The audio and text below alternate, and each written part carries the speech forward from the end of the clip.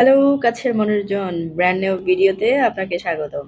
তো কেমন আছেন সবাই? দেখেন, আজকে একটা নতুন রেসিপি নিয়ে চলে এসেছি। লাল আর কাঁচা মরিচের আচার।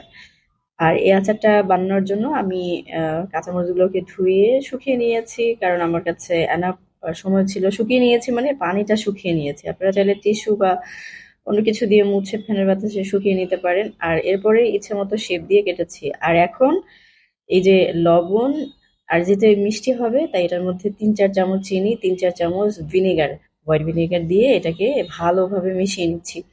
মিশিয়ে নিয়ে এটাকে সাইডে রেখে আমি মশলা বানাতে যাচ্ছি। এর জন্য ১ চামচ করে আস্ত ধনিয়া, জিরা, পাঁচফোড়ন, মিষ্টি জিরা আর হলুদ সরিষা একসঙ্গে ভেজে নিব। আর এদিকে একটা কড়াইতে পরিমাণ মতো সরিষার তেল দিয়ে এখানে কালো জিরা ফোড়ন দিয়েছি, আর কয়েক কুচি রসুন দিয়ে এটা ঘ্রাণ আসা পর্যন্ত ভাজতে থাকবো।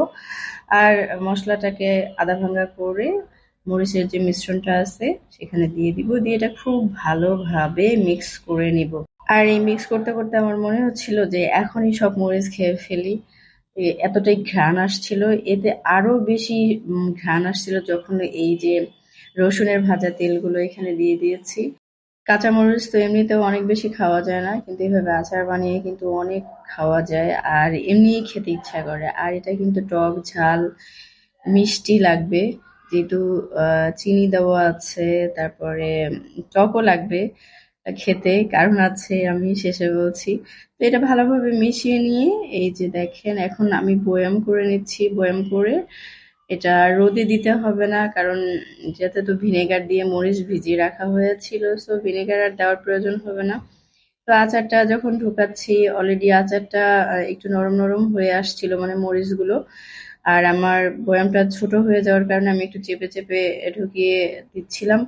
তো আচারটা এইভাবে একদিন রেখে দিতে হবে। একদিন পরে এরকম করে তেঁতুলের মাড় করে নিতে হবে। আমি তেঁতুলটা বের করে ভিনেগার দিয়ে ভিজিয়ে রেখেছিলাম।